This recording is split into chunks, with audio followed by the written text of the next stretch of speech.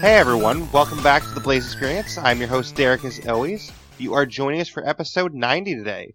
And today we're actually going to talk about some more Borderlands. I was going to do a State of Decay episode. I still want to get back to that, so don't worry, I'm not neglecting it. Just, this is Undead Trials 4 week, and because of that, I've been very busy trying to manage and referee that and compete it myself. So I wanted to do an episode that wouldn't involve as much research for me.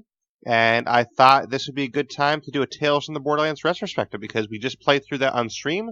We just finished it, and it's not going to take me much research to do that episode because I just played through it all, and we just kind of talk about what we played. So with the State of Decay episodes, I want to do some research on, the characters or maybe the new facility mods or something like that. All that kind of stuff takes a little bit more research and in-depth planning to do an episode like that. So that's why we're doing a Tales episode today. But I do want to get back to the State of Decay episode ASAP. And I think we're going to have an episode on the new stuff that was just announced next week. So we will talk about that. And, hopefully we get some more info on Tuesday. But that being said, this is going to be a Tales from the Borderlands retrospective. Some news at the top of the show before we move on. Our stream schedule is a little bit changed next week. We were going to do some Borderlands 2 on Sunday, but because I've been streaming so much this week due to Undead Trials 4, I'm actually going to move that stream, and I promise the Sunday streams are going to stop getting moved at some point. Just there's been a lot going on this month. It's been a weird month. But the Sunday stream is going to be moved, so basically that means on Monday we're going to have Fallout 3. So we're going to stream that from 12 to 4 Eastern. That is going to be our Game Pass game of the month. So every month we do one Game Pass game of the month that's randomly chosen from our Game Pass list that our viewers give us. So that's going to be on Monday. On Tuesday, we're going to play some State of Decay.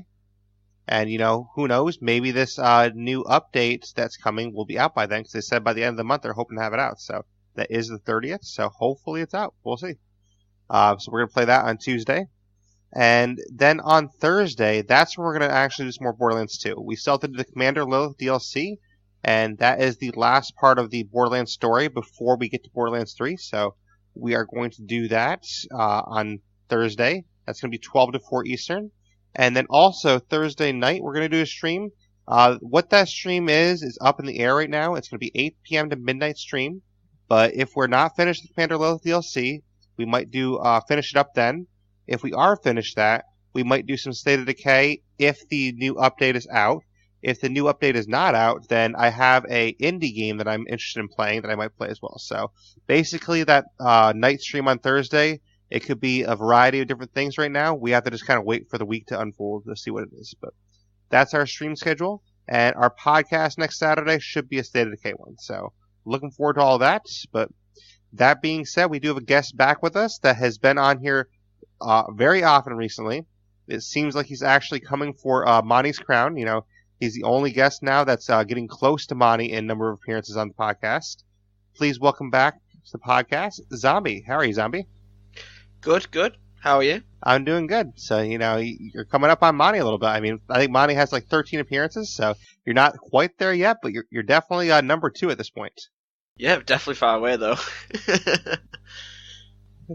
Well, you met Monty on the Sea of Thieves episode we did, so, you're going to have to talk with him when you meet him again. Be like, hey, I'm coming for you. Yeah, definitely. Maybe take him out the picture, eh? Seems like a good idea now. I'm joking. Exactly. But yeah, we're here to talk some Tales from the Borderlands, so I know you played through this game. Did you only play through it once ever, or have you played through it multiple times? It was only the one time. Because I like to keep the stuff that I've had The on one time? head. Okay.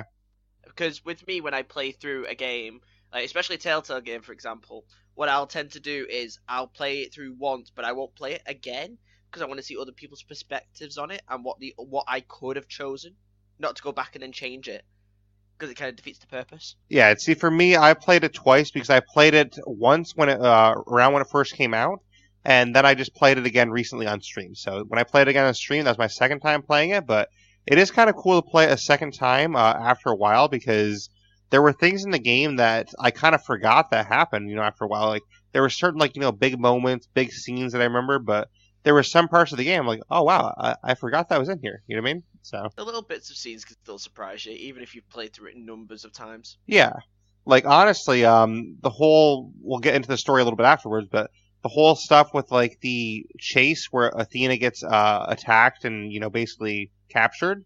Like I forgot about that whole chase where like Brick comes in there. Like I forgot all about that scene. So that's one scene that I forgot about. I'm like, oh yeah, I remember that now, Yeah, fair enough. which is a pretty cool scene actually. So.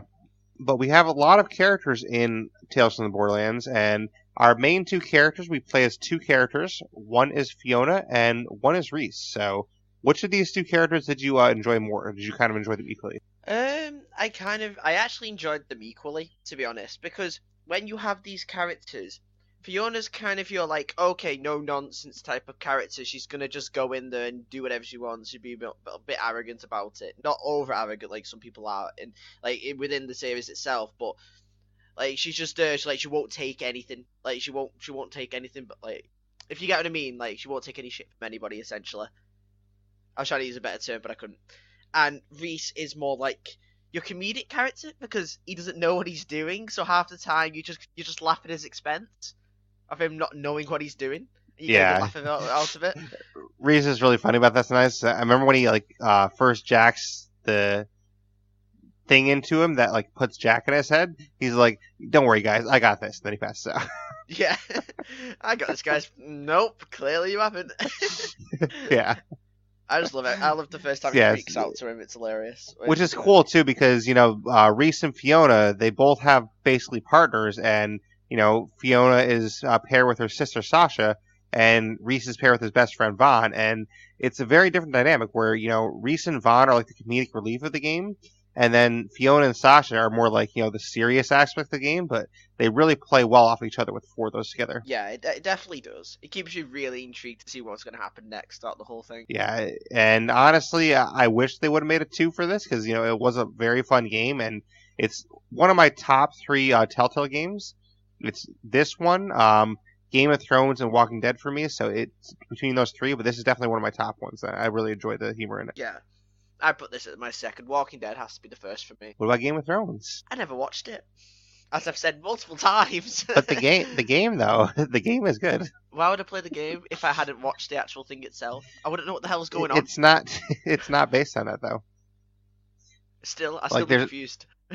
There's like a new set of characters you play as, but it's all good.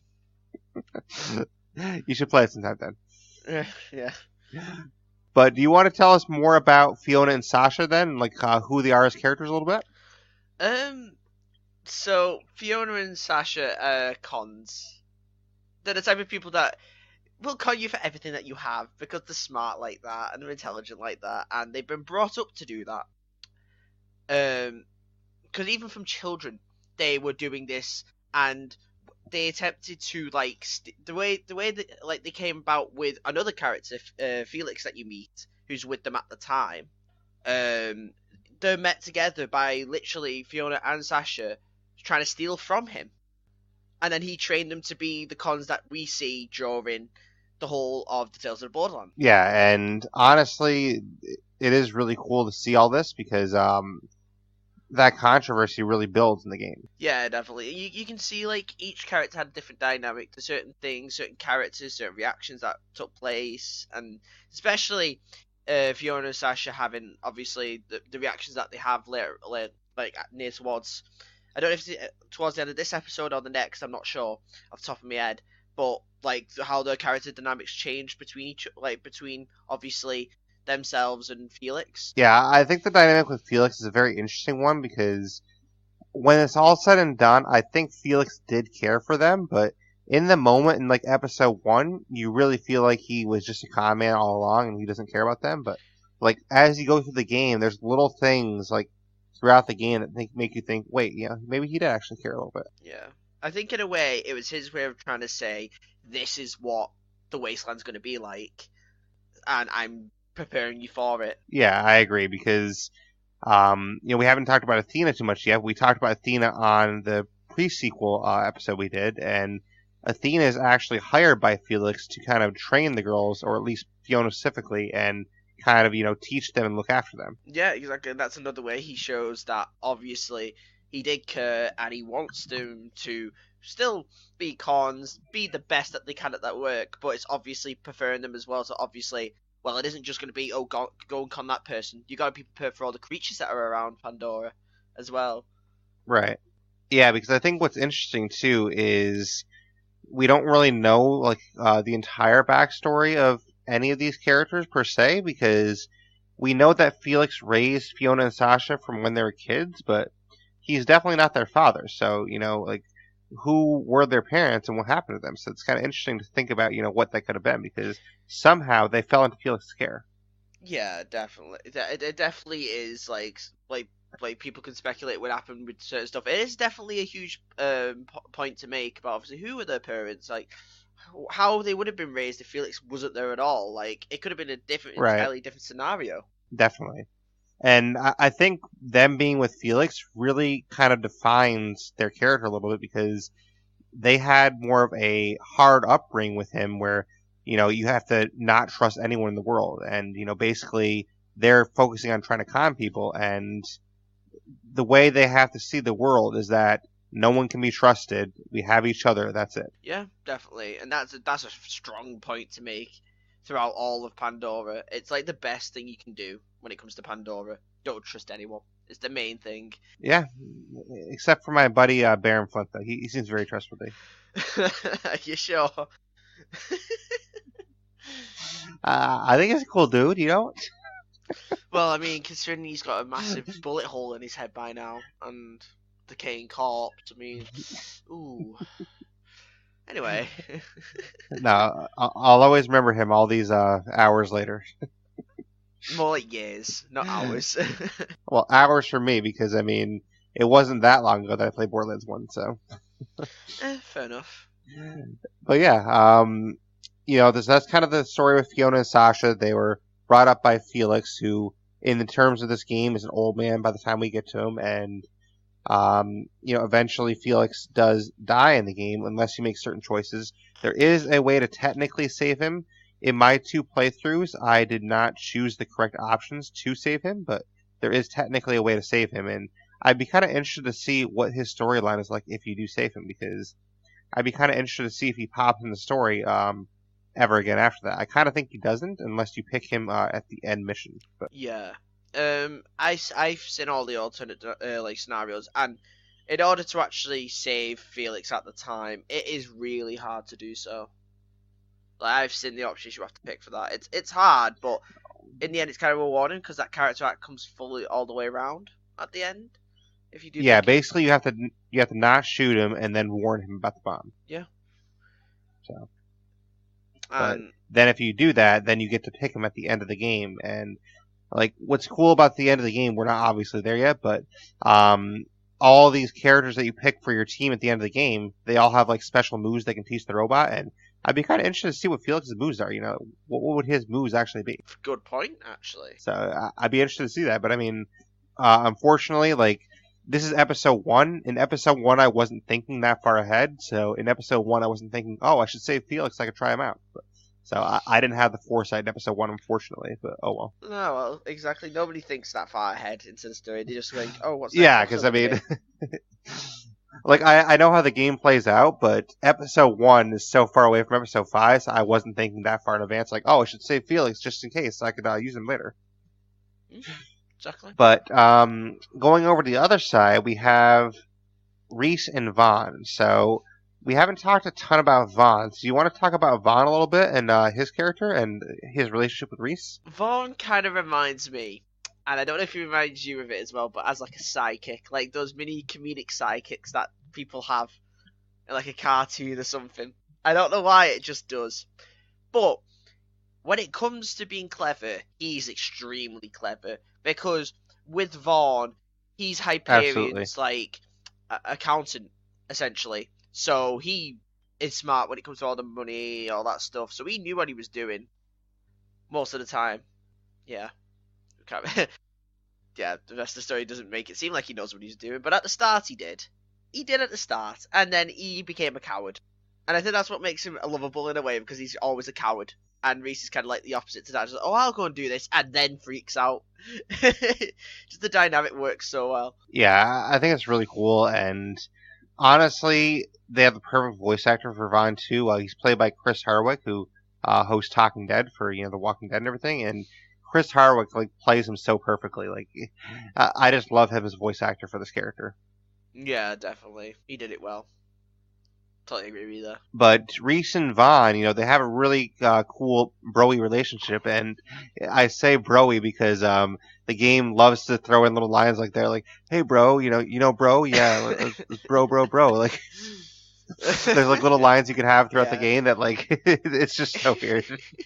So, well, here's another thing: they've known each other since they were children. For the whole childhood, they've been friends since that point. So I think you can see that relationship being like that the whole time. And what's interesting too is they have another friend up there, which is Yvette. Do you know if that was their friend since childhood too, or do they only meet her in Hyperion? I'm not that sure. I think they probably met her in Hyperion. I think. Yeah, I think they met her in Hyperion, and actually, I did do some research as well on that. With Yvette, a lot of the storyline isn't really revealed with her, right? It's just that, okay, she's a friend with them on Hyperion, and they met she her does there. acquisitions. Yeah. But they met her, and this is a really funny part. They met her. We're obviously getting lunch together because they always do. They often spend time at lunch. And she got known as Lunch Leech, to be exact, was the nickname that she was given. Yep. And again, nicknames hilarious. Like the way they just do the nicknames is funny as well. Just Lunch Leech. I'd never think I'd call someone that, but must have been pretty bad. Yeah, well, she always asks who's paying for lunch? You paying? You buying today? So. Yeah. But she does acquisitions, and Vaughn is in officially accounting. I believe it's technically where he's in, right? Who, Reese?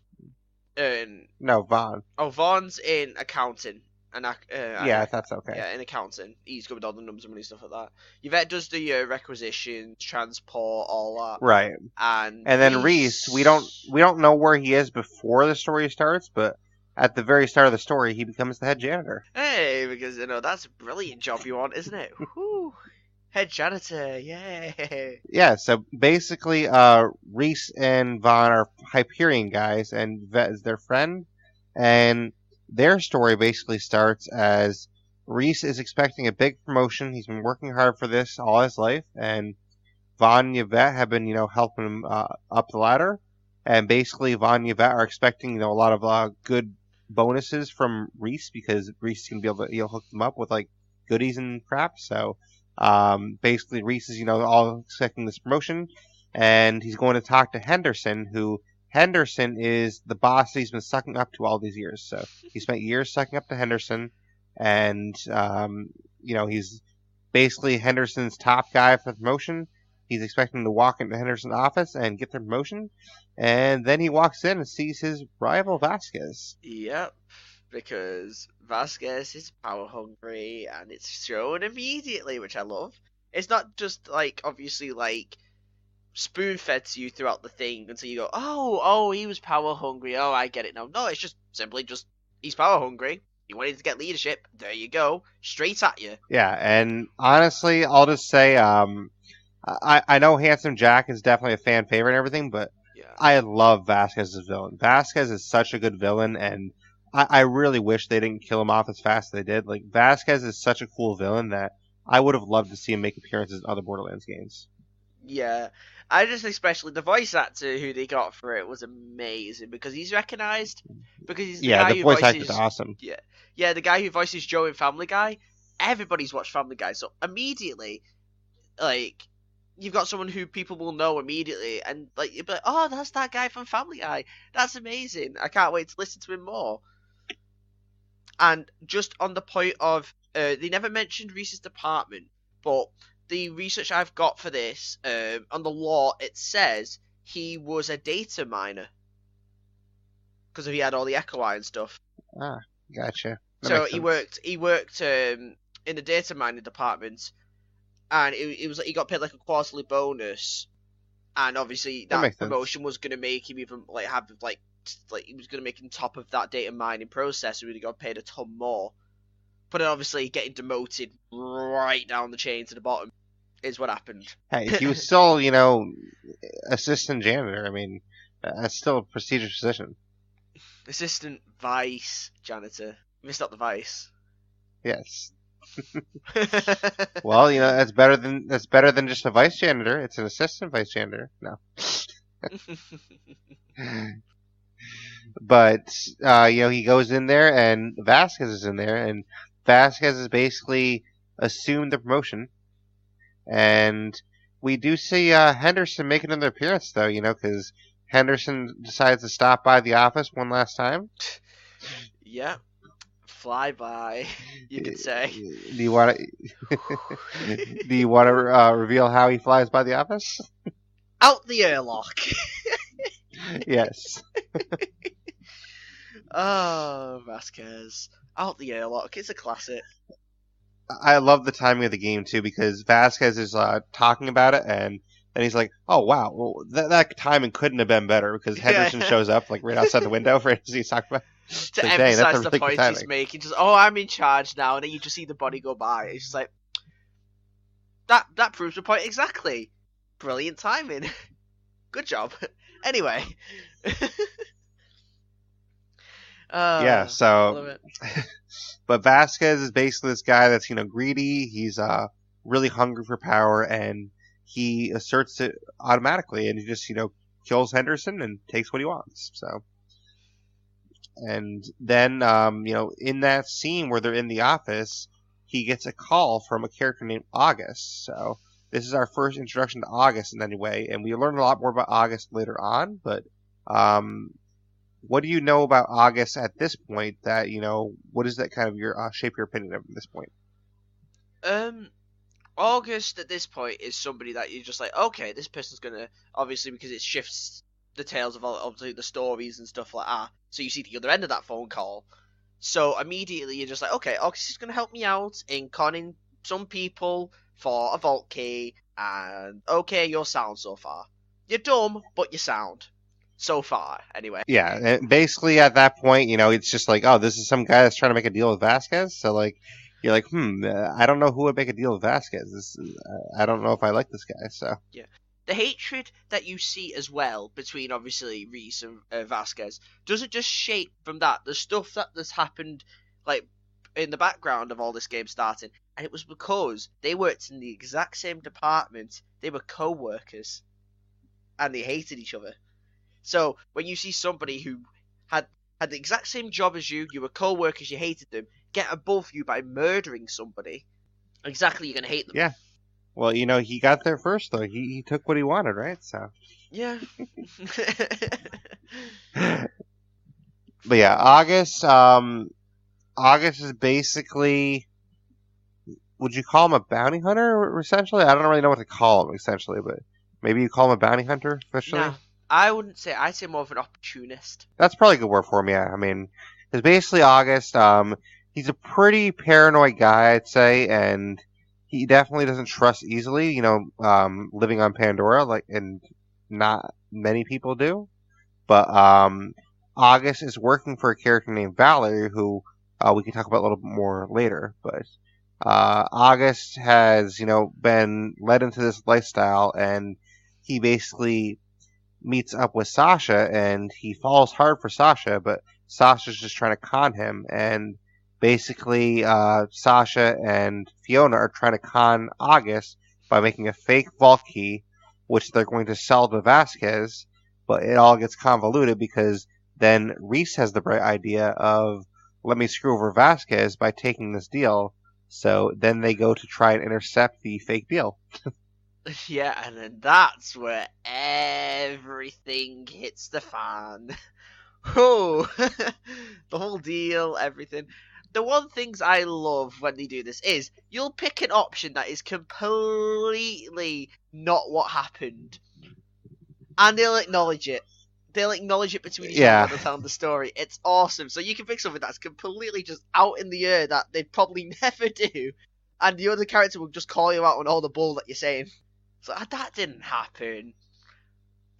Yeah, it's very true because I mean, I think that's really funny too, and it actually ACC it threw him off for a while because there's one thing there like break his heart or something like that where he punches like the heart out of August, and ACC mistakenly thought for a little while like, oh wow, this guy has super strength. Wait, what happened to his strength? Like, but I don't think he got the point that like his memory. So so it's kind of funny. Fair enough. I'm like, no, that was just a dream. That wasn't real. No, I can just imagine Reese like with full on like bodybuilder strength, but still weakling at the same time. Yeah.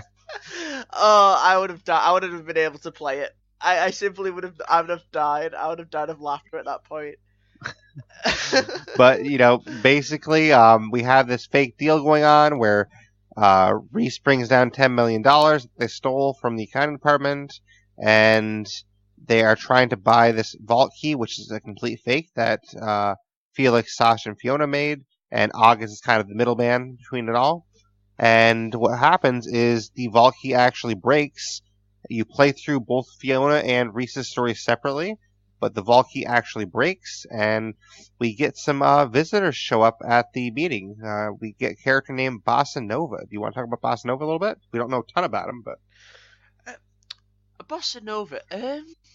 Yeah, again, a lot's not known about him other than, this is your villain for the episode. Bye. It's like just a casual thing where they have like, we have to have a climax. Guys, we have to have a climax. Oh, here comes Bossa Nova. We're not going to say anything about him. It's just, there's your villain. Let's get on with it. yeah, exactly. And honestly, Bossa Nova is pretty interesting. I love the little parts where like his boom mic is not working properly, and he has like his actual voice. Like, oh shit! It's like, the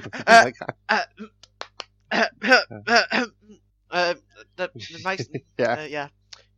What I would have loved is if he got like one of the little Jonah psychos that are around the midget psychos. I started using them as the mic.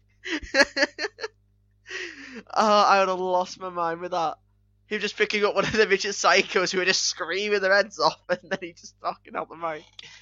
Oh, so many things they could have done. Either way, it was still good. I loved it. Yeah, and it was really fun. And the character we're introduced with, along with him, we already know from Borderlands 2, but Zero makes an appearance. So, what does Zero have to do with this whole mess that we're in this situation? Bounty hunter. Yep. That's exactly and what he's Bossa Nova is basically his target. And here's the thing. Zero's plan is always, I want a challenge, so this is my challenge, to go into a massive bloody death arena where there's cars flying all over the place, blowing up and everything. Let me go and take out the boss that's dangling up in the air. And, he does find a way to do that, so. Yeah, by destroying the whole place in general, but, Which I know we haven't done our Borderlands 2 episode yet, but is there a lot known about Zero's backstory at all? Yes, there is. A lot of it's explained in Borderlands 2, so when we get to that bridge when we cross it. Yeah, because I don't personally know a lot about his backstory, but we'll talk about that more in the Borderlands 2 episode, I guess. Because we're going to do that episode. We're waiting to do that episode just in case everyone was wondering. We're doing that episode after we do the Commander Lilith DLC and probably the Tiny Tina DLC. That way we can talk about those in that episode. So that's why we haven't done that one yet, even though we finished the game. Yep. One character I thinking that you forgot to mention who's around that meeting at the time is Shade. That is true. I did forget to mention Shade. You want to mention a little bit about Shade? Okay, so Shade is shady. It's in the name. You sure? Yes, he is very shady, but he's also crazy. Love how all these have Y's in them. Good God. But yeah, he's a bit hyperactive, insane, and, the typical Pandoran residents, because they all basically go insane after the first 5 minutes of being on Pandora, because that's just a common thing. But with Shade, he does appear in Borderlands 2. He appears in a DLC for Borderlands 2. And you said he's in a DLC, correct? Yep, a DLC for Borderlands 2 called the bounty of Captain Scarlet. So he'll pair Oasis on that. I know we'll probably won't get around to playing that, but I can Yeah, I don't explain know if more we're gonna about have it. time for that one, but Yeah, we can yeah, explain he more about seems like a that. very interesting guy, at least, and I would like to, know more about him in the future, but we can talk about that in Borderlands 2 episode. Yeah, But I do think it's funny around this little meeting here, in the place of the World of Curiosities, we actually get to see what's her name again? But the commander from the first game. We get to see her again, Commander her dead Steel. body. There you go. Yep. So I think it's kind of funny to see her again in a case. Yeah, Nakayama's there as well. He has to take the echo chip off of him. Yep. And that's where we get our echo Poor chip. Nakayama. His death is so convoluted. It's hilarious. I love it. Again, Borderlands 2 stuff. We can talk about that then. Well, apparently he fell downstairs or something. So. Oh yeah, that's exactly what happened.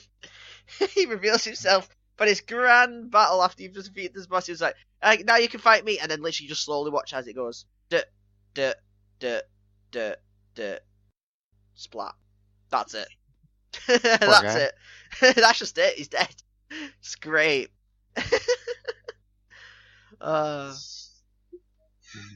So yeah, that's kind of like the opening stuff. We take care of that, and then basically at the end of that, they all escape, and August is left wondering like, hey, wait, they just betrayed me, and August is kind of shooting after them, and then they go to Bossa Nova's car racing thing because that is where the Hyperion money gets to because Bossa Nova takes it, so they want to get the money back because they want the $10 million.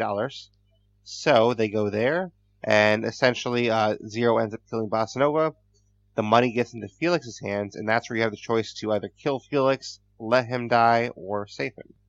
Yeah, the first major decision of the game. Ooh. Yeah, pretty much. And, at that point, your car is pretty beat up, so you do have to find someone to fix that. So, yeah, who do you think can fix our car for us? I don't know.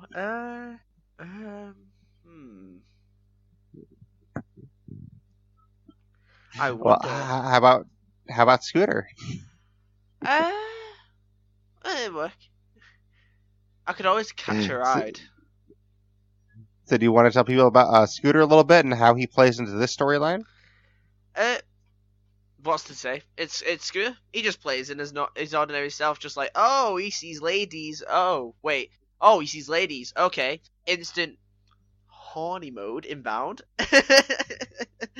Essentially. Because obviously, Scooter doesn't, he looks at nude mags. Because it's Scooter. What did you expect? He's a mechanic that stays indoors all day. What did you expect? It's Pandora.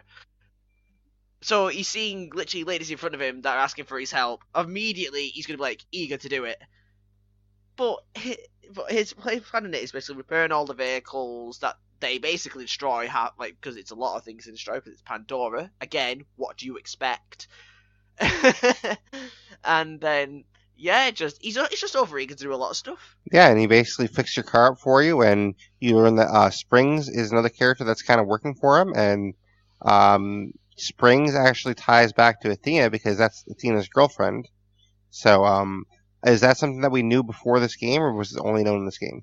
Only known in this game. That's why it makes it even more shocking when the reveal happens, and you're just like, oh, wow. That was actually my first reaction. So basically, in the previous games, we didn't know Athena was either bi or gay? Nope, we didn't. Interesting. But, she's dating Springs, and they seem like a pretty good couple to me, so we do have to help them with their problems a little bit and, kind of help Athena out, but if you choose to, you can help them out. Yeah. It's either help them or don't get the car repaired at all. But, right.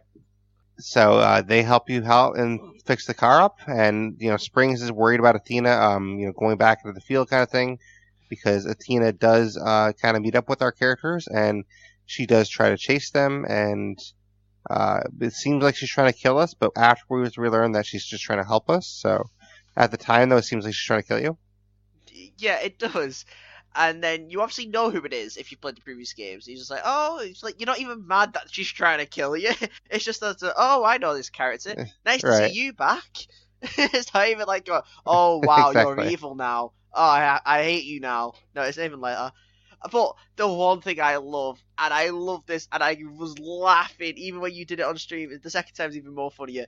When she has that complete meltdown at all the other people that are in the room, when she finally catches up with them all, and she has that full meltdown at them all.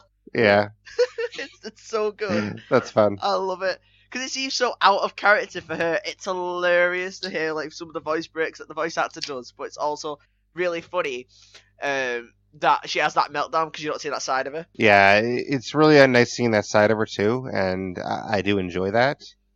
So, the whole dynamic with having Athena and Springs in the game really improves the game, I think. And there are a few other characters, though, we haven't actually mentioned that do already appear in the story, so we can kind of go backtrack a little bit just to kind of mention them. A couple of them are pretty important, but one that's not that important is a character named Tector. Do you want to talk about Tector at all? Tector Hodunk. So he's part of this Hodunks family that you'll meet in Borderlands 2. I already met them. Yes, you did, and we did a certain thing. But anyway, won't spoil that. But yeah, exactly. So you can also tell at this point that the certain thing that we did was not canon. That's true, yeah. Because in the timeline, and I figured this out, and this is really intriguing, in the timeline, the first 3 episodes take place after Borderlands 2, right? And then the 4th episode takes place just as the pre-sequel story is starting. And the 5th episode's a year after the prequels already happened. And Borderlands 2's happened. Interesting. Yeah, it is very interesting. Because you also get to see, obviously, like, when we obviously do get to the massive... It's a weird timeline, actually. Yeah, when you do get to the massive fight scene, it makes more sense. And obviously we'll talk about that later. I can explain where all that comes in. That's if you hadn't already figured it out already. And in terms of this game, Tector doesn't have a huge role. He's basically just August's lackey, and he kind of, is the bouncer at the door. And it's very funny fooling him in the beginning. I fooled him by saying I was on the VIP list. I'm like, look, that's my picture on the VIP list, see? There's a water poster. Yeah. Oh, Pandorans. Most of them are dumb, which is funny, because you can just trick the hell out of them. He's like, what's all those fancy words there? That's good. I like it. I love it. The best thing I love, though, is when you did the whole catch a ride thing on stream. I can't get over that. That was awesome. I did it right then? Yeah, you did alright. Well, I mean, if you want another attempt, be my guest. We'll see. Maybe at the end of the podcast. Well, since I'm the guest, shouldn't I be doing it? Because I'm the guest. Be your guest. I've confused myself now. But we have a couple other characters. We obviously have Handsome Jack, who we know from the other games, but what is his role in this game? He's kind of like it's like a heaven or hell situation.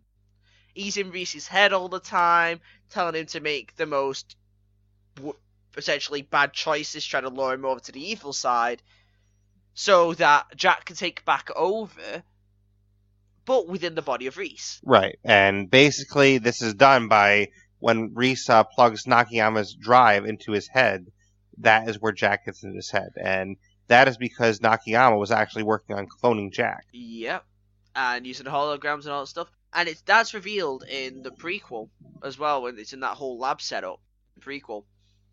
That's when he's doing it. So, Jack in this game, it's interesting because in this game, unlike the other games, he seems like more of a friend in this game, I would say.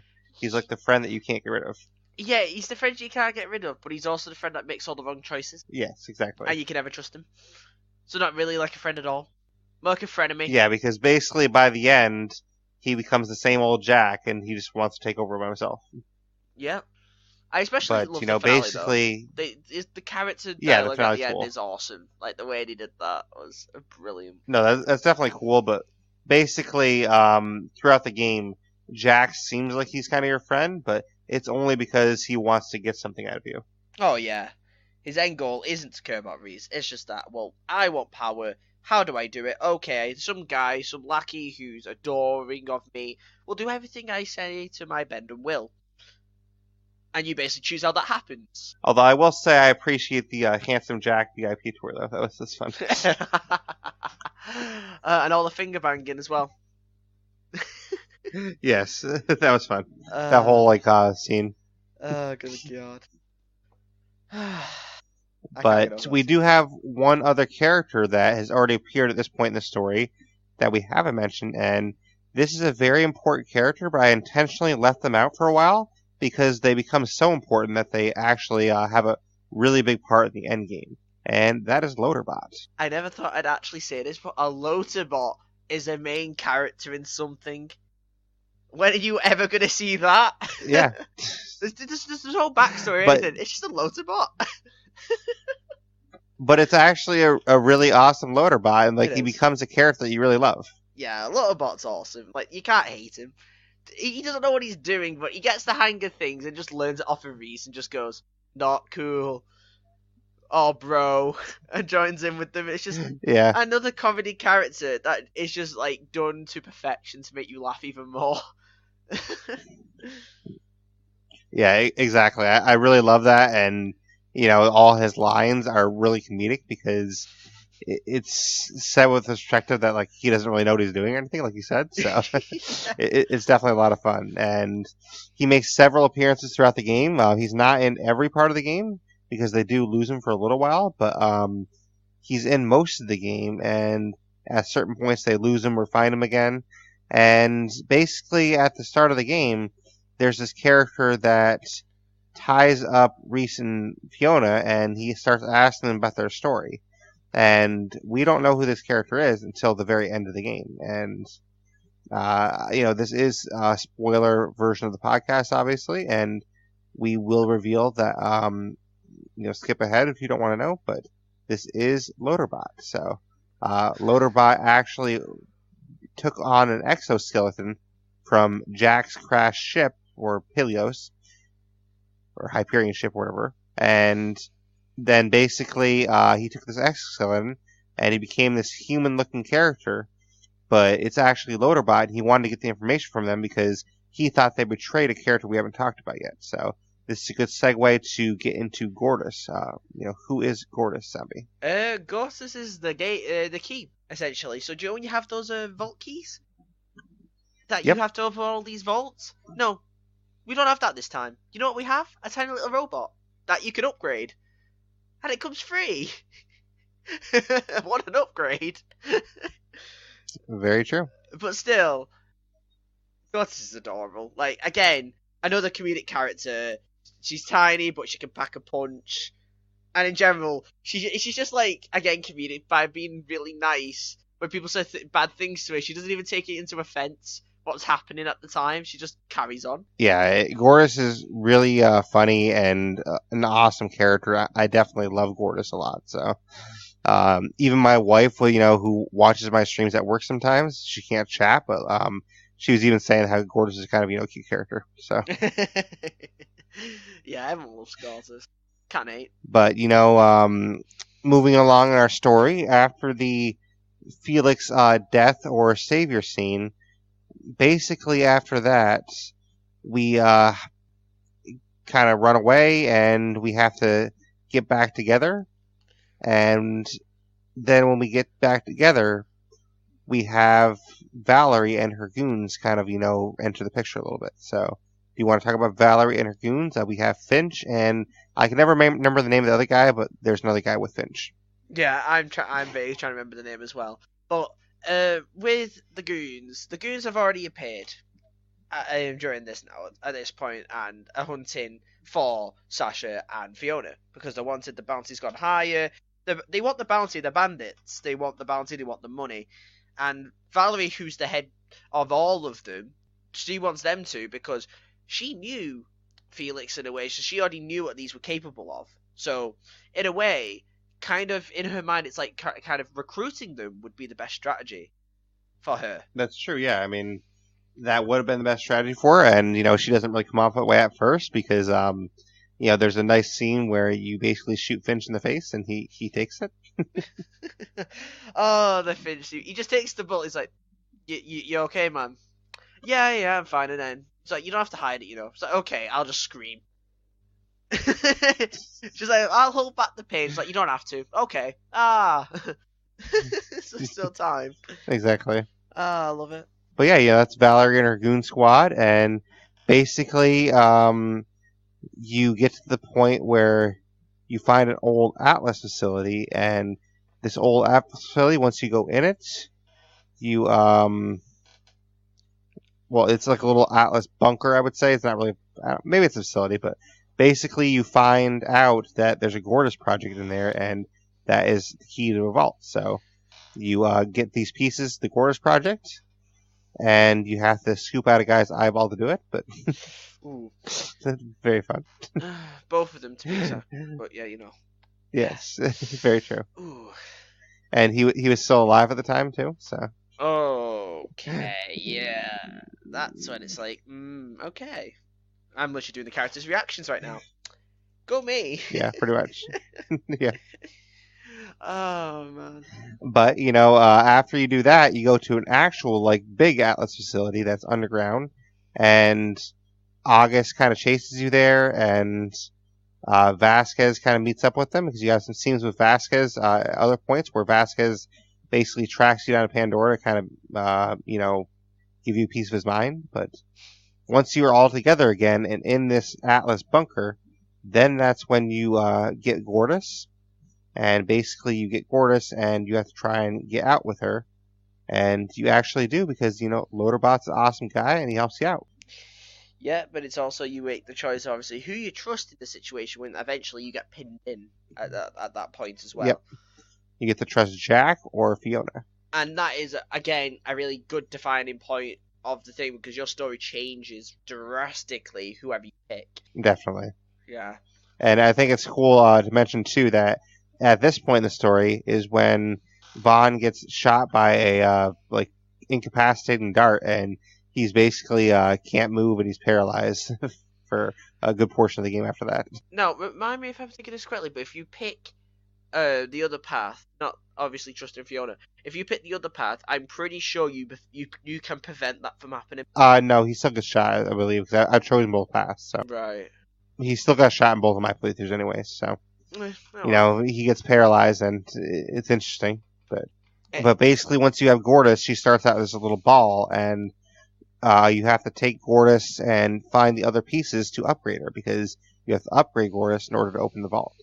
So one of these upgrades is at this old Atlas facility in a jungle that even Athena didn't know about because Athena is with you at this point. And even Athena didn't know about this. And Athena's basically like, oh, I took out all of Atlas, I thought, but I had no idea this place existed. So you get in there and you find the last remaining Atlas member that is still alive that Athena didn't kill. And who's this guy? Yeah, Cassius. Cassius is in there. And he's an old scientist, and I think he's got a bit loony at this point. Like, very, very loony. I mean, who would? Like, you would, having all these insects flying around you, being on your own all that time, and basically watching employees die. Would make anyone go mad.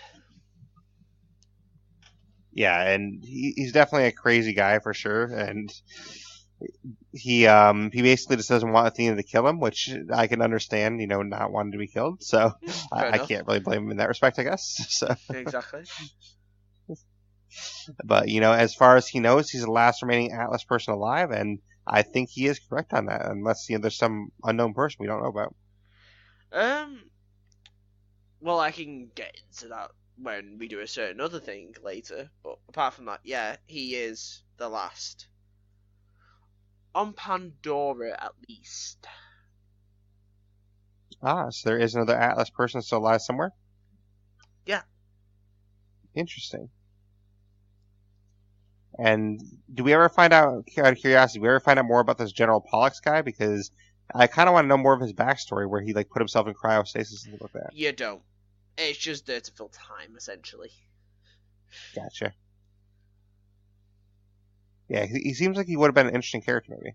Yeah, I'd have loved to know more, but it's kind of one of those characters that they use to kind of fill time a little bit. All games have them.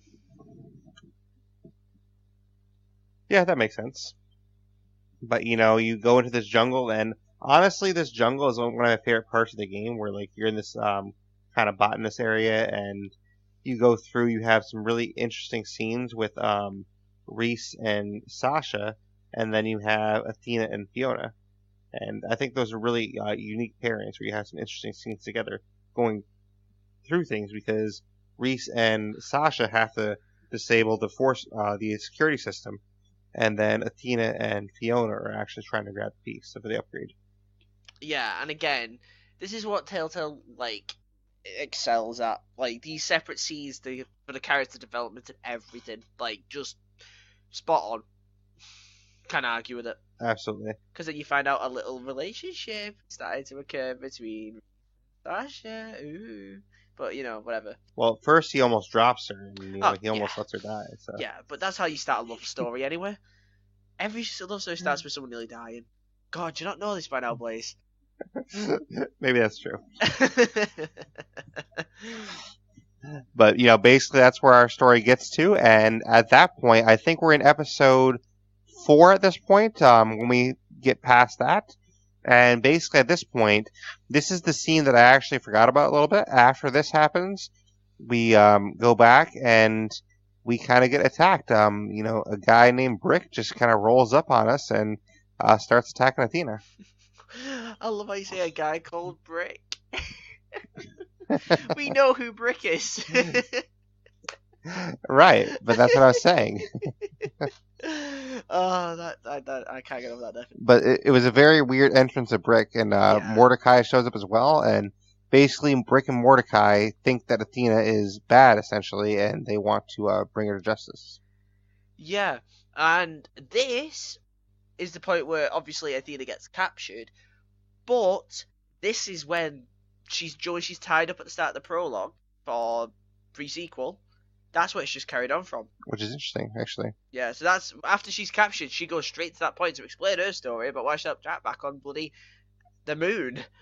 So yes, I mean we learn a little bit more about her story with that, and we get some more insight into Brick and Mordecai as well. So, but also there is obviously Valerie and her goons in August, and I don't know if we learn it at this point or if we learn it later, but we actually learn that Valerie's August's mother. I think we learned it earlier. Actually, it's when they get the actual the bot out the facility, and then they turn up outside, and obviously Valerie's waiting, having that negotiation, and then Velasquez and August both come out. You said Asquez? You're gonna call him Asquez, really? Vasquez. No, at one point in the game, he is actually called Asquez. Asquez, yeah. Oh, you can say Wallhead. I thought that was funny. Yeah. Wallhead's good too. Yeah, Wallhead's awesome. This Jack's frontline is good in all of this as well. It's like, Wallhead! Yeah. I remember now. But basically, at this point, Valerie has the upper hand on you, and she leaves, and she basically tells you, okay, you're going to go get this last piece that is on Hyperion. You're going to go get it for me, and you're basically going to work for me now. Yeah. So we go up to Hyperion. And how do we? We do it in style. You know what we have to do? We build a rocket. And who else to get for the rocket than, Scooter. Because that's Scooter's dream. He never mentions it, but it's his dream at that point. Because it's Scooter. You never know what happens. Yeah, and he built the rocket for us, and then this is where the game takes a sad turn, actually. Yeah. Whew. The whole trip up to Hyperion. And I'm curious, actually, before this game came out, did anyone really know what happened with Scooter? No, because this is when it happened. There's no hints towards it or anything. Because basically, by the time Borderlands 2, Scooter's gone, right? No. Oh, right, because that happens later in the story, correct? Okay. Yeah. Okay, that makes sense then. But basically, we're on the rocket, and there's a malfunction, and Scooter and Fiona go out to check it. But unfortunately, Scooter is not fast enough with his hands to get his hands out of this closing grate thing, and basically he gets his hand stuck in there. And this does mean that in order to save the ship, that Fiona has to eject Scooter off into space where he will blow up and die. And again, we should mention, we're not trying to spoil it. So if you do want to skip, obviously this bit, so you aren't spoiled for that bit, feel free to. Well, they already missed skipping it, but Oh yeah, well they've already missed it now, yeah. But hey, yeah. At least we did the reminder. We can't be accused of not doing the reminder. But at least before he dies, you do have the option to give him a kiss if you want. So I did that because yeah. the guy's about to die. So I mean, why not? Catch a ride. His last lines. It had to be that. It had to be that. It couldn't be anything else. But at least before he goes, actually, after he goes up and dies, you have the opportunity to honor him by sending out like a little billboard for him out into space, and you get to choose what you want to say. The first time I did it, I put "catch a ride." The second time, when I did on stream, somebody in my chat wanted to see "best mechanic ever," so I put that on the stream. Catch a ride is probably the best one, in my opinion, to put. Sums them up. But sadly, we lose Scooter there, and then we get back to Hyperion, and what I forgot to mention in all this is we actually have to become Vasquez in part of this plan. Oh yeah, by this genius plan that Reese makes in his head. Anyway, it sounds legit in his head, but at the time, it's literally just a glorified dream. Again, because a lot of them happen. But essentially, you have to go to, like, obviously Vasquez. Oh my god, Vasquez. Good lord. Anyway, you have to go back to him and basically use him as, like, you have to body double essentially as him to get back on Hyperion, because if they turn up as just Reese, then they're screwed. Exactly. But so then, he turns up as Vasquez. Yeah. And basically when he turns up, he's actually greeted by an old friend of ours first. He's greeted by Yvette. And then you thought the stuff with Scooter was the end of this episode, and then you get the other cliffhanger it throws right at you immediately after. Just Yvette doesn't care. Well, you basically can tell her that Reese is dead or something, and Yeah. You actually do figure out, spoiler alert here, that Yvette has actually been going behind your back the whole time. Yeah, Yvette never cared. She just wanted the money and the payoff for it. Yep, and she was working with Vasquez, and basically the entire time where she's like, I can't really send you something, they're on my back, she was actually denying you stuff on purpose just to fuck with you. Yep. So, Yvette wasn't actually your friend, and it's interesting because obviously Reese has to play the part of Vasquez and act like, oh, whatever, but you could tell that, Reese is like, what the fuck, but he can't really say that because he's Vasquez. Yeah, so he blends it in perfectly, yeah, to be honest. He blends it in perfectly. I would have been raging at that point. Yeah, it definitely had to take a lot to keep that in, but yeah. So that's kind of where we're at with that, and, throughout the story, you can kind of go throughout Hyperion and figure some more stuff out. You have the finger gun battle throughout that. You have a scene which is very fun, honestly. You have the scene where Yvette actually confronts who she thinks is Vasquez in his office, and Reese can basically stick it to her at that point with Jack's help. Yeah. Sticking it to her is the best way to do it. Yeah. I really stick it to her for sure. Yeah. So. The villains in this never get away with anything they're supposed to do. Pretty much, yeah. That's what I've learned. But what I've also learned about Tales from the Borderlands is there's a god-awful amount of running. Yeah, that's true. Running all over the place.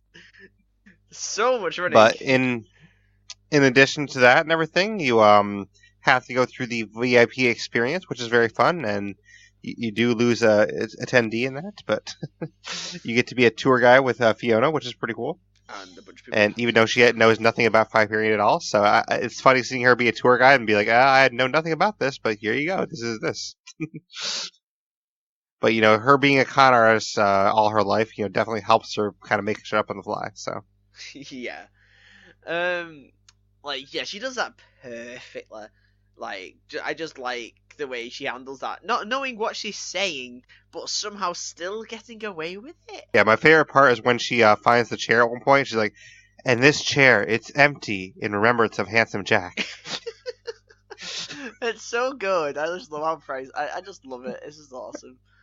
But then the guy walks over and sits in the chair. She's like, "Oh shit." So what are you doing? Oh man.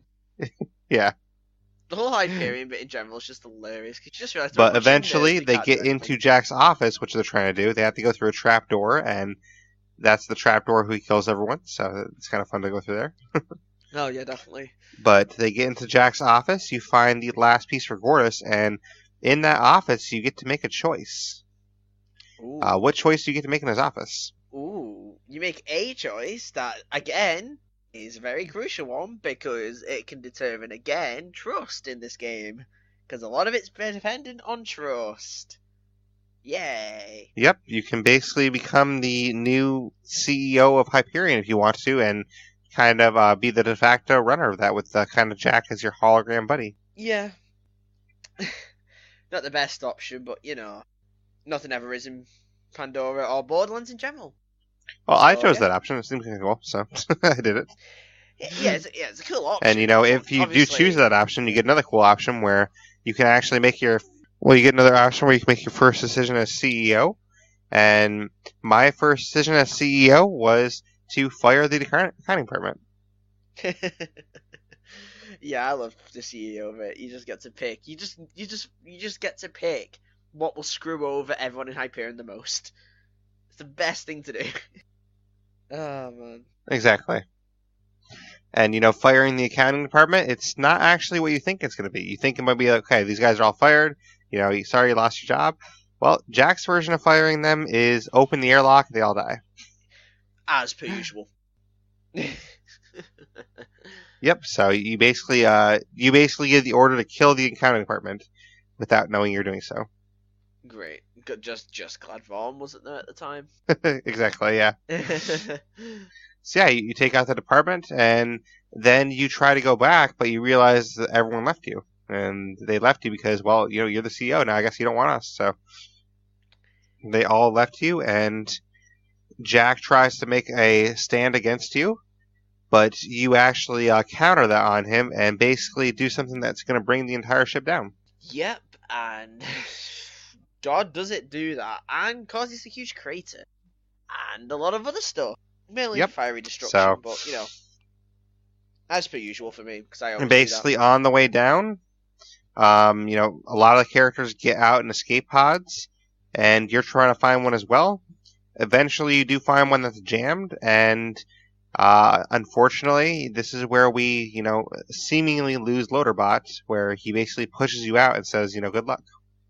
Yeah. And in the moment, it does suck because you're thinking you're losing Loaderbot. I mean. The second time I played through it, it was hard to kind of convey that because I already know he's gonna be okay. But the first time, it's like, oh man, I just lost Loaderbot. Yeah, he's been there the whole time, so it's just like, do I do a reaction? Yeah. But after that, the story takes us, back to Pandora because the ship crashes.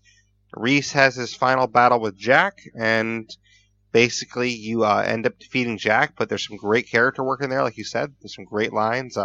Really good work there. Yeah, the way they do that whole final thing with Jack is, the voice actor, all credit to him, the way they do that whole ending bit is really, really good. Because I think at that point, Jack's realised all the mistakes he's made. And he's kind of realised now that, okay. Right.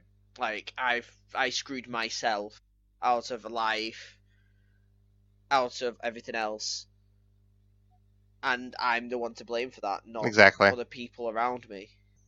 And it's also as well because you don't usually see Jack so powerless. But Jack does die. Yeah, it is kind of cool to see him vulnerable like that. That is kind of cool. Yeah. But in the end, Jack does go away for good. You can keep his file if you want to. It's one choice you can make.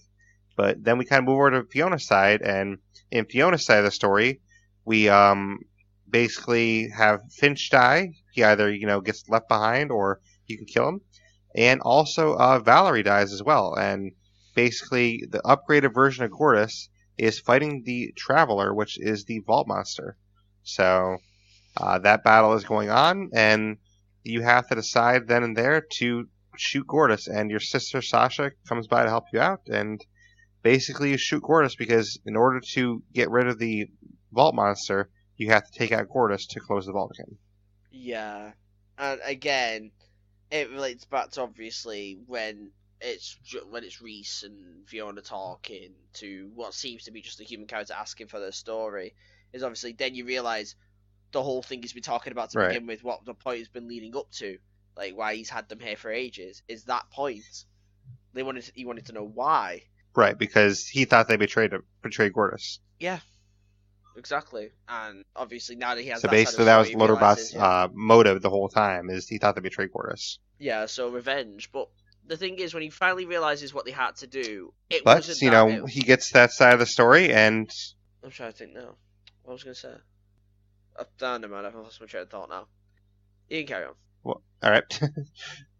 So yeah, basically, what happens is he realizes that they were loyal the whole time, and what he does is tries to get them all together. So he basically has Vaughn kidnapped, and Vaughn is actually leading the Children of Helios now, which they are basically the people that crashed from the ship. And since Vaughn was the only one that actually was on Pandora for, they elected Vaughn as their leader, and they now worship Reese as their god that shed them of the corporate shackles. Fair enough. And I just love the shrine that they do as well. I feel like that's good as well. Yeah, they just put his name on top of it. He's like, oh, Yeah. it's actually Jack without a head. No, see, it says Reese. Yeah. But yeah, so that's where we're at.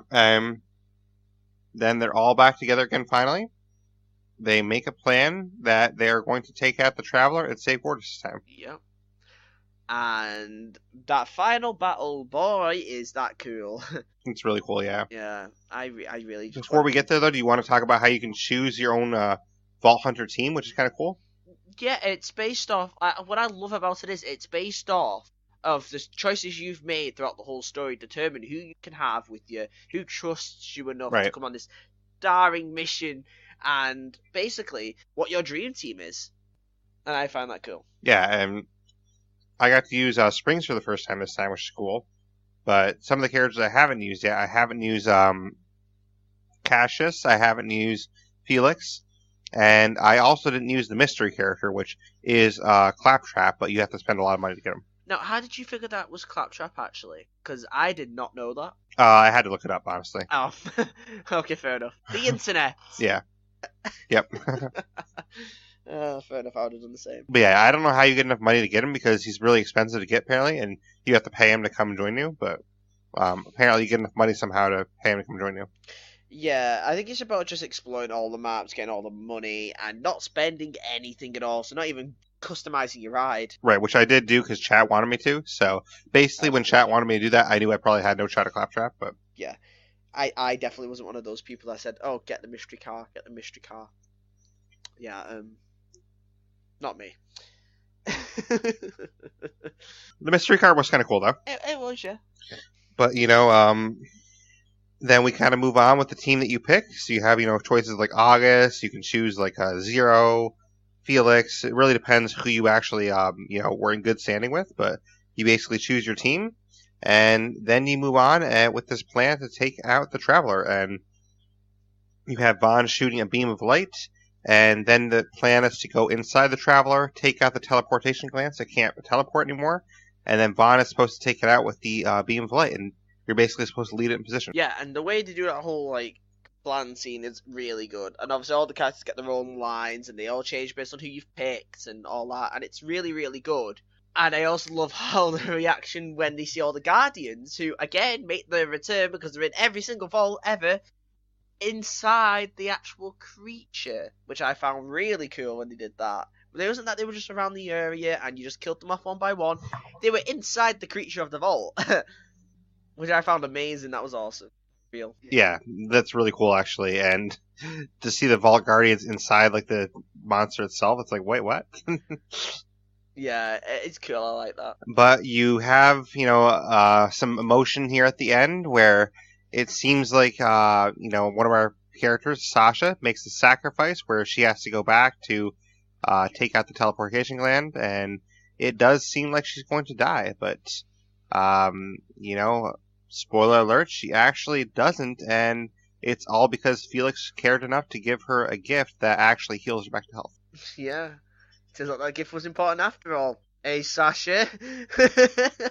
Yep, she wanted to throw it away, and, it's ended up saving her life. Yeah. So, Sasha does stay alive, and, Reese is, bawling the entire time. Because it's Reese, what you expect. Again. Yeah. And Sasha's even like, yeah, you did cry a lot, yeah. And it's like, you know what, this is just casual, this is like, yeah, Reese is crying, yeah, it's normal, this, at this point. And I think even though all the other characters have just realised, it's like, oh god, he's crying again. Oh, here we go. Pretty much. But, before that scene happens, you do get to do some cool moves inside Gortys, and basically you all get to teach Gortys the character's moves, so it's really cool to see that, see some Zero's moves, or see some of Athena's moves with the shield, and, whatever character you're using as your actual Vault Hunter team, you get to use some of their moves, and it's really cool. Why did that kind of, make me feel like it was a reference to, the Power Rangers?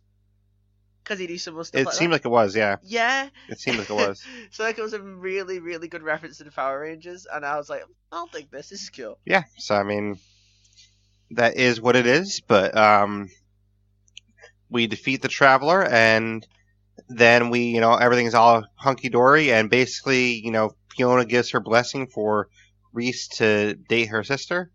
So, that's all good there.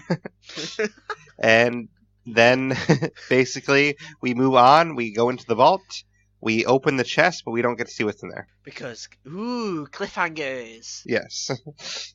And that's, pretty much what is there for the game, and other than that, we do know that in Borderlands 3, Reese is going to be in the game. So you said that you had some information on what his role in the game is going to be? Yeah. I found out a lot, and I was intrigued about this, and I'm pretty sure everybody's going to be intrigued. He, and if you don't want to know, spoiler alert now, if you don't want to know any of this until the actual game comes out, don't listen to this bit. But he's actually the current leader of Atlas. Oh, you didn't know that already? I actually didn't know that. But here's the thing about it. Him being the CEO of Atlas. Oh, okay, yeah, see, I didn't know that's what you're going to say. Yeah, because that I didn't know, because when he's in Jack's office, he grabs the deed to Atlas, and I knew that he was going to be the Atlas CEO because of that. Yeah, but I'm pretty sure as well, he's not. I don't think he's on Pandora anymore. So Interesting. Because, obviously, Borderlands 2 is going to have all the different planets. I'm pretty sure everybody's watched the trailers by now, that everyone will know that. Eden 6 is one of them, and that's where, again, that's where Fiona and, Sasha grew up. There's another thing for you. That's the same, obviously, as well with Athena, as well. She comes from Eden 6, I think, off the top of my head. Don't count me on that, because I'm not sure. I'm sure Tandles will figure it out and let you know you're wrong. Oh, yeah, he probably will. Oh, I know he will. He'll just go, Zombie's wrong again. Great, I can call him out on this now. Hey. Exactly. But still, bro. But yeah, do you think Reese is going to be, he's obviously going to be NPC, but do you think he's going to be a vendor in game in any way? Kind of like Crazy Earl? Do you think he's going to sell you something? I think he'll sell you stuff, but I think because he's the CEO as well, he's going to have people working under him, so it's going to be interesting to see if he turns into a Vasquez or not. Do you think he'll be a quest giver of any kind? Do you think he'll have some quests associated with him? He'll have quests associated with him, definitely. You'll be able to go probably get quests off of him. I feel like he will too, yeah. Yeah. I'm pretty sure he's going under a new Atlas as well. He changes it. What we don't know, though, is if any of the other characters will make it into the game. So I would really like to see Fiona be a DLC Vault Hunter at some point. Do you think that's ever going to be a possibility? Oh. Now, with that, you've suggested this to me before, and I've said, yeah, definitely. That'll be a really intriguing thing. That would be such a cool DLC Vault Hunter, months down the road. Yeah, definitely. But also, it's because we do see other characters in upcoming things we're going to be doing. And I'm not going to tell you which until we start playing the DLC. So, enjoy that Sounds bit. good. Enjoy that bit and enjoy all the surprises. Well, we are going to be playing that DLC on Thursday, which, let me get the date on that for everyone. 30th, you said? Let's see. It's going to be... Nope, Thursday, August 1st is going to be the day we do the Commander Loath DLC. Oh, great, of course So I'm wrong. technically the start of August. Of course I'm wrong. Yeah. It's me. Of course. So yeah, Thursday, August 1st is going to be the next time I stream any Borderlands. It's about a week from now, so that'll be when we play the Commander Loath DLC, and you did say we should be able to get it done within 4 hours, right? Oh yeah, definitely. Okay. So that'll be cool. So we can do that in one stream, and we can knock that out. If we have time, maybe we can start the Tiny Tina DLC a little bit, because I do want to do that DLC before we do 3. Yeah. But, hopefully they include Fiona in some way. Hopefully we get to see Sasha and Vaughn again at least. That'd be kind of cool. We'll see if they're in the game in any way. Yeah, definitely. But, that's pretty much, Tales from the Borderlands in a nutshell. I mean, the game, I really loved the game. It was a lot of fun. I definitely enjoyed it, and I wish there would have been a Season 2 to it. But, at least the characters are in the franchise, and hopefully they use the characters in Borderlands 3. Yeah. Can't wait. Do you have any final thoughts on the game at all? Generally, just as I'm pretty sure you'll agree, and everyone that's played the game might agree with me. I don't know, but I think it was really well done. I think they got all the right people for it. Yeah, I agree. I think it was a really cool game, and I definitely enjoyed playing through it a second time, as well as the first time, obviously. Yeah. But, that being said, just to recap our news real quick then, since we have no other comments in the episode, our next stream is going to be Monday, and that is going to be 12 to 4 Eastern. We're playing some Fallout 3 as part of our Game Pass Game of the Month. Then we're going to be playing on Tuesday, 12 to 4, some State of Decay. We'll see if the bounty system is out yet. If it is out, we're going to be playing that. If not, we'll just do some content in State of Decay normally. And then on Thursday, like we said, Thursday, August 1st, is the Commander Lilith DLC from 12 to 4. In the event we didn't finish it, we would finish that 8 to midnight for the night stream on Thursday.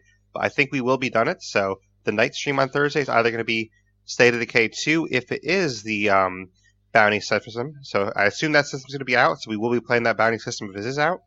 But in the event it's not out, there is an indie game that I got a code for that I do want to try out, and I'm not going to reveal what that game is until I try it on the stream. So, but coming up sometime before Borderlands 3, there will be a game stream of an indie game that I'm really interested in. Fair enough.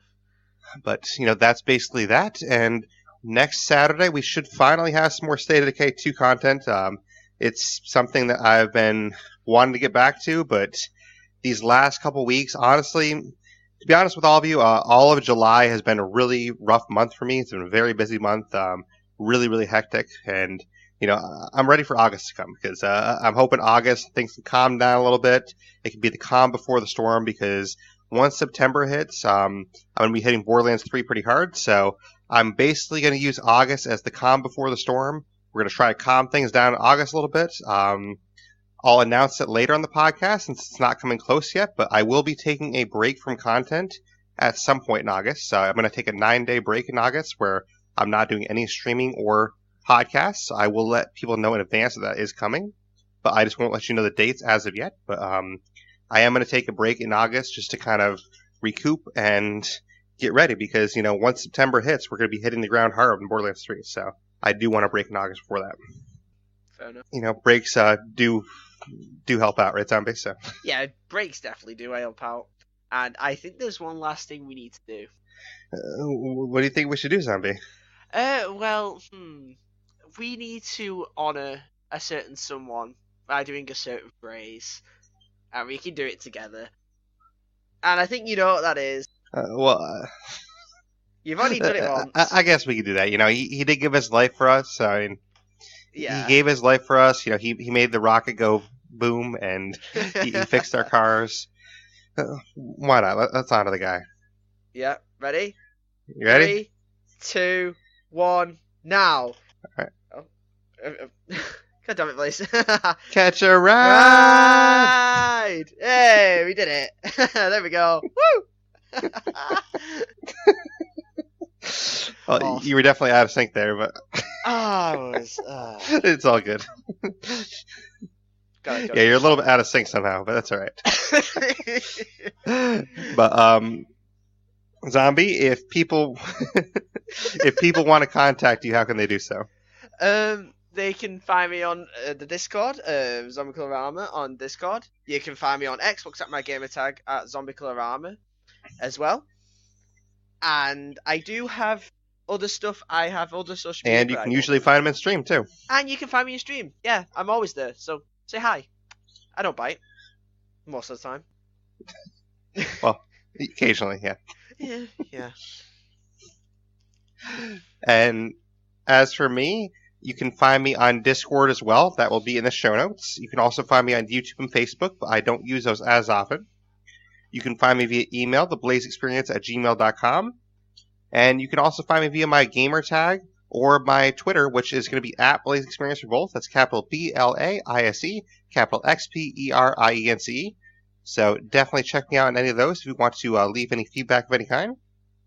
And in order to find the podcast, you're obviously already listening to it, but other ways you can find it, it's on Stitcher, Apple Podcasts, Google Podcasts, it's on Spotify, Radio Public, basically any directory you can think of, it'll be there except for iHeartRadio, but if you just type it into Google, the Blaise XPerience, you will definitely find us somewhere. So as long as you're not using iHeartRadio, then you will find us. If you are using iHeartRadio, well, I apologize, but that is a hard one to get onto, so hopefully in the future I'll be able to get onto there. But that being said, Zombie, thank you very much for being here. I really appreciate you coming back, and I can't wait to talk to you again for the Borderlands 2 one, because we will be doing a Borderlands 2 retrospective at some point soon. Yeah, a lot of fun. Thanks for letting me be here. No problem. And, we'll have you back for the Borderlands 2 one, and that'll be another appearance for you. So we'll see you again soon in that one. Yeah, can't wait. And thank you to the listener for listening. I definitely appreciate it, and I hope you enjoyed this content. So we will see you again next week on the podcast, and we'll see you on Monday for the stream. Thank you, as always, for listening to the BlaiseXPerience.